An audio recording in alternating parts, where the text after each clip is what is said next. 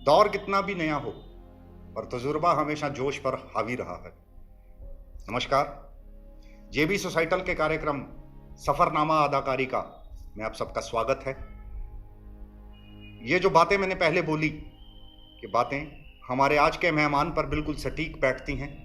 जो हमारी आज की मेहमान हैं, अच्छी मंच संचालक भी हैं, कवित्री भी हैं, सोशल एक्टिविस्ट भी हैं और थिएटर आर्टिस्ट भी बाकमाल हैं। आइए हम स्वागत करते हैं श्रीमती रजनी बजाज जी का।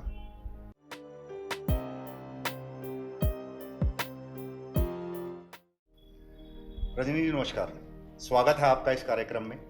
रजनी जी, आपका जो एक्टिंग का सफर रहा है उसके बारे में हमारे दर्शकों को थोड़ा बताइए प्लीज। सबसे पहले तो मैं आपको धन्यवाद करना चाहूँगी धन्यवाद। और आपको शुभकामनाएं देना चाहूँगी आपके इस चैनल के लिए। तो जहाँ तक आपने पूछा है कि मेरा सफ़र कैसा रहा, तो बेसिकली मैं दिल्ली से हूँ और मेरी ग्रेजुएशन पोस्ट ग्रेजुएशन दिल्ली से हुई है। और यहाँ पर जब मैं आई तो तब मेरी मैरिज हुई थी, तो इसलिए मैं चंडीगढ़ शिफ्ट हो गई। और जहाँ तक रहा सफ़र कि मैंने एक्टिंग लाइन में कैसे आई, तो ये भी कह लीजिए कि शौक़ तो बहुत पहले से ही था, पर उसको एक्सपोजर या आप कह लीजिए कि मौका जो या प्लेटफॉर्म है वो मुझे इस शहर ने दिया, तो इसके लिए मैं इस शहर का बहुत दिल से धन्यवाद करती हूँ। रजनी जी, आपने थिएटर में किन किन डायरेक्टर्स के साथ और कौन कौन से शोज किए हैं? जब मैंने थिएटर शुरू किया था तो सबसे पहले मैंने थिएटर टीएफटी के साथ शुरू किया था, सुदेश शर्मा जी के साथ। और अगर आप मुझसे मेरा माइलस्टोन पूछें और पूछें कि मैंने बहुत बढ़िया वाला नाटक कौन सा किया है उनके साथ, तो वो मेरा रहा है जिस लाहौर ने देखा और जमिया ही नहीं, जिसमें कि मुझे लीड रोल मिला था 70 ईयर्स की लेडी का। और सेकेंडली उसके बाद मैं काफ़ी उनके साथ प्ले करे, पर मेरा डेब्यू जो था वो था गधे की बारात। और उसके बाद फिर मैंने संवाद थिएटर ग्रुप ज्वाइन करा, मुकेश जी के साथ किए, काफ़ी प्लेस मैंने किए हैं। और इसमें एक और द्रोणाचार्य, केसर, गांधारी, ये सब अगर आप पूछें तो ये बहुत बड़े नाटक रहे हैं। रजनी जी, अभी रिसेंटली आपको 15 अगस्त पे चंडीगढ़ एडमिनिस्ट्रेशन की तरफ से अवार्ड मिला है। पहले तो उसके लिए आपको बहुत बहुत मुबारकबाद। और दूसरा, आप ये बताने की कृपा करें कि ये जो अवार्ड है ये आपको किस फील्ड में मिला? Thank you so much.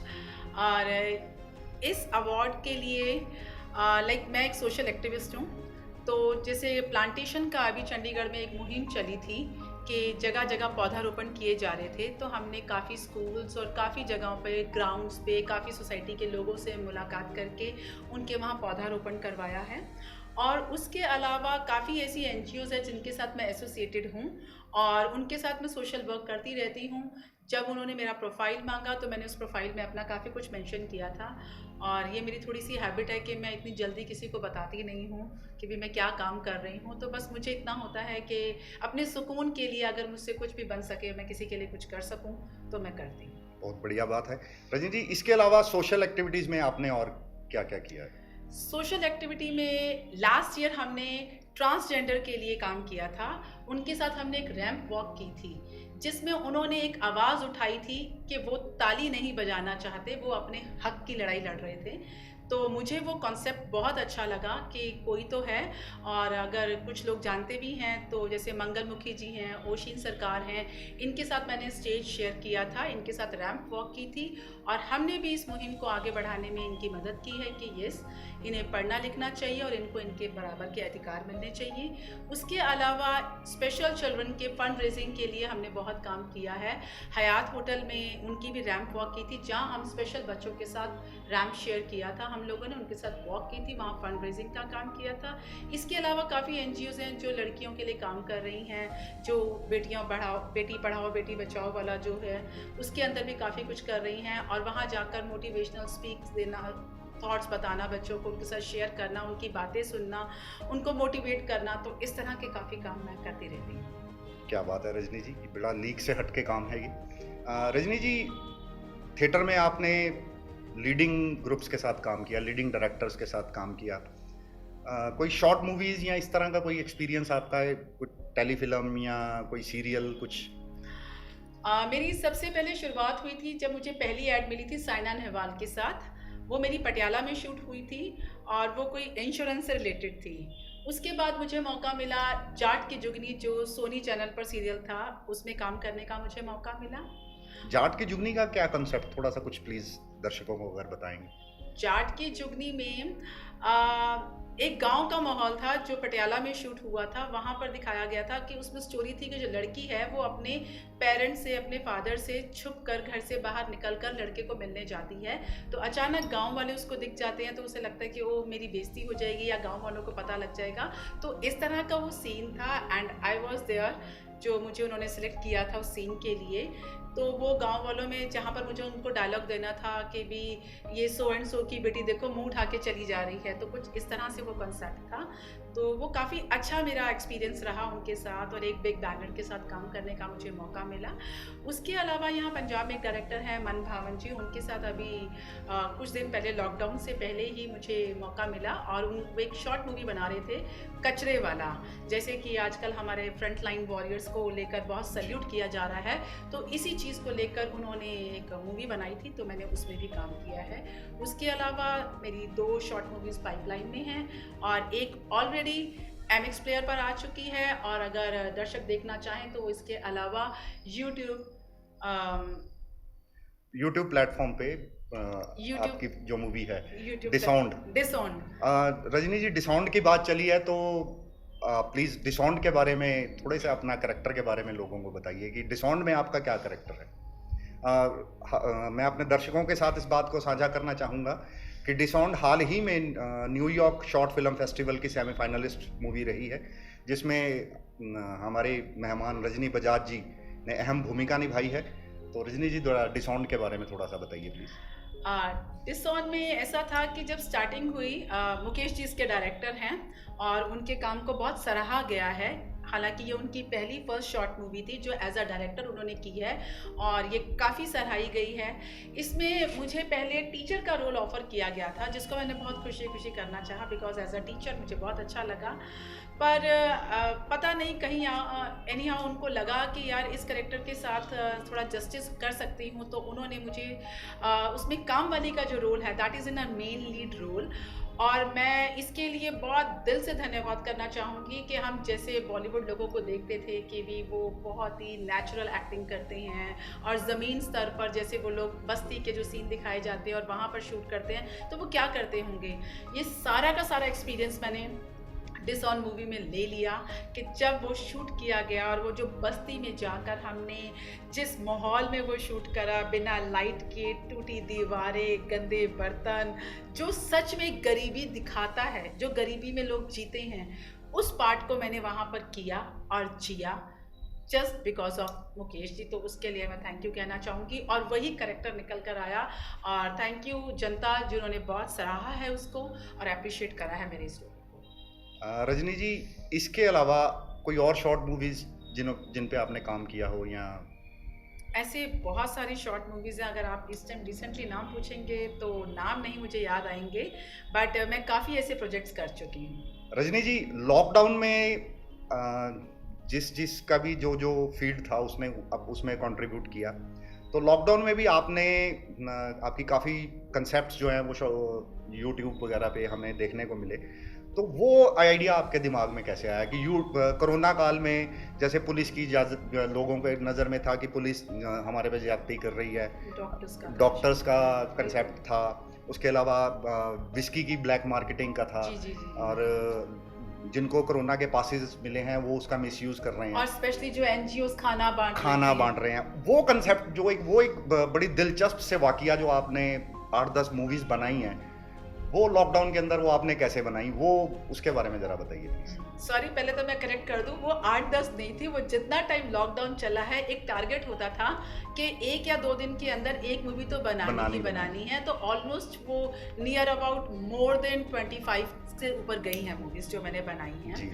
और अगर मुझसे पूछा जाए कि भी ये कैसे बनाई और किसने आपको प्रेरणा दी, तो मैं इसका सारा श्रेय मुकेश शर्मा जी को दूंगी। उसका सबसे बड़ा रीज़न है कि जहां लॉकडाउन में लोग डिप्रेशन के मरीज हो गए थे और बाहर नहीं निकल पा रहे थे, तो वहीं बैठे बैठे एज अ पोएट मैं लिखती भी हूँ, शौक भी रखती हूँ लिखने का। तो मेरी इस लिखने की अदाकारी को मुकेश जी ने बहुत सराहा और मुझे प्रोत्साहित करा कि आप कुछ लिखिए। सराउंडिंग्स में देखिए घर बैठे बैठे दुनिया में कितना कुछ हो रहा है और हम लोग जनरली टीवी पर ही ज़्यादा रहते थे। जी। तो जब वो सब चीज़ें देखी जिन जिन चीज़ों का आपने अभी जिक्र किया है, तो मुझे लगा कि हाँ, इनके साथ जस्टिस होना चाहिए कि जहाँ हम लोगों को बाहर नहीं निकलने दिया जा रहा, तो हमारी जगह कोई तो है, वो एज अ सोल्जर हमारे लिए काम कर रहे हैं। तो उनके लिए अगर हम और कुछ नहीं कर सकते तो हम घर बैठकर उनकी सराहना तो कर सकते हैं। और सोशल मीडिया उस टाइम सबसे ज़्यादा हाइप पर था, तो मुझे मुकेश जी ने मौका दिया। उन्होंने कहा आप स्टोरीज़ लिखो। मैं रोज़ स्टोरीज़ लिखती थी, उनको सेंड करती थी, वो उसको रेक्टिफाई करते थे, फिर उसके बाद शूट करने को कहते थे। तो उनको मैं स्टोरी की स्क्रिप्ट में देती थी कि ये कैरेक्टर्स हैं। आगे से वो और जितने भी हमारे ग्रुप के लोग हैं उनको वो कैरेक्टर्स बांट दिया करते थे, कभी कोई खुद भी कैरेक्टर ले लिया करते थे। तो वो सब अपने अपने घर में शूट करते थे और शूट करने के बाद फिर वो मुझे भेज दिया करते थे सबके सीन। और उसके बाद धीरे धीरे उन्होंने मुझे कहा कि आप ना एडिटिंग पे भी ज़रा सोचिए कि एडिटिंग कैसे हो सकती है। जो मेरा दूर दूर तक फोटे नहीं था, बस उनके कहने से, उनके प्रोत्साहन मिलने से मैंने एडिटिंग भी स्टार्ट करी। तो मैं कह सकती हूँ कि यस, लॉकडाउन लोगों के लिए भले ही डिप्रेशन रहा हो, बट मेरे लिए लॉकडाउन ने एक मुझे नई दिशा दी है, नई राह दी है, जिसमें मेरी राइटिंग बहुत अच्छी हुई है, मेरी स्क्रिप्टिंग बहुत अच्छी हुई है, मैंने एडिटिंग सीखी है और अब मैं काफ़ी कॉन्फिडेंस से कह सकती हूँ स्टोरीज़ भी मैंने लिखी हैं जिसको मुकेश सर ने बहुत हद तक मुझे प्रोत्साहित किया। Means that was a blessing in disguise या फॉर यू। मतलब लाइक इफ समवन सेज के भी ये हमारे वो गॉडफादर होते हैं, मेरे गॉडफादर, अगर उस तरह से नहीं तो मैं तो ये कह सकती हूँ कि मुझे इस लाइन पर जो कॉन्फिडेंस दिया है वो उन्होंने दिया। So thank you so much sir, thank you so much. Rajni ji, आने वाले कुछ प्रोजेक्ट के बारे में बताइए। अगर कुछ आपके प्रोजेक्ट अंडर पाइपलाइन हैं तो उसके बारे में अगर आप रिवील कर सकती हैं तो। अगर आपको अगर रिवील करने की सिर्फ बात है तो मैं इतना कह सकती हूँ कि पाइपलाइन में हमारी 2 मूवीज़ हैं जो हो चुकी हैं। बाकी फाइनल जब आएंगी तो सबके सामने होंगी, बट मैं नाम सिर्फ बता सकती हूँ। एक मूवी का नाम है मूव ऑन और दूसरी का नाम है काश, और उसके डायरेक्टर भी मुकेश शर्मा जी हैं। कमाल की बात है। रजनी जी, वो फोटे जिसमें आपने कभी आज तक इतने टाइम में काम नहीं किया, रामलीला। लास्ट ईयर हमने आपको रामलीला के मंच पे भी देखा और कमाल की बात ये हुई कि आपने फर्स्ट ईयर रामलीला की और फर्स्ट ईयर में ही आपकी रामलीला ने 3 अवार्ड जीते। उसके बारे में आपका जो वो थिएटर से रामलीला तक का सफ़र, कवित्री आप हैं, मंच संचालक आप हैं, राइटर आप हैं, अब एडिटर भी हो गई रामलीला, अब बाकी किसी के लिए कुछ छोड़ेंगी आप? देखिए, अभी आसमां बाकी है, ऐसी बात नहीं है। It's just a learning stage. हाँ, बस आप पैशनेट होते हैं किसी चीज़ के लिए और आप उसको करना चाहते हैं, तो मुझे नहीं लगता कि आपकी कोई लिमिट या कोई लाइन ड्रॉ होनी चाहिए। जो इस लाइन से रिलेटेड आपका पैशन, आपका शौक है, उसको ज़रूर करना चाहिए और सीखना चाहिए। मैं हमेशा सीखने में बिलीव करती हूँ। क्या बात है। रजनी जी, बडिंग आर्टिस्ट के लिए कुछ? बडिंग आर्टिस्ट के लिए तो एक सिंपल सा फंडा, हमें भी हमारे गुरु लोग, हम जब स्कूल में थे या कॉलेज में टीचर्स थे, जो हम सीखते आए हैं, कहते हैं ना बेस तो बेस ही रहता है, नींव तो नींव ही रहती है। उसके ऊपर हम मकान जितना मर्जी खूबसूरत खड़ा कर सकते हैं और किसी भी इंटीरियर से कर सकते हैं, किसी भी इंफ्रास्ट्रक्चर का कर सकते हैं, पर नींव तो नींव ही रहती है। तो नींव वही है कि आपको मेहनत करनी चाहिए, कोई शॉर्टकट नहीं ढूंढना चाहिए।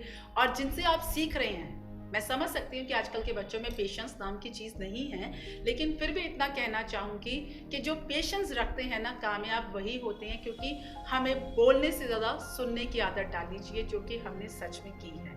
और सुनना बहुत ज़रूरी है। और कई बार ऐसा होता है कि हमारे व्यूज़ नहीं मिलते हैं, बट वो प्रोजेक्ट नहीं ख़राब होता, व्यूज़ नहीं मिलते हैं। व्यूज़ सबके अपने अपने हो सकते हैं, पर उसको अपनी समझदारी से सुनने की हिम्मत और पेशेंस रखना और अपने टीचर्स, अपने गुरुओं के आगे उसको यस कहना, और उसके बाद उसी काम को आप अच्छे तरीके से प्रेजेंट करके उनको दिखा दीजिए।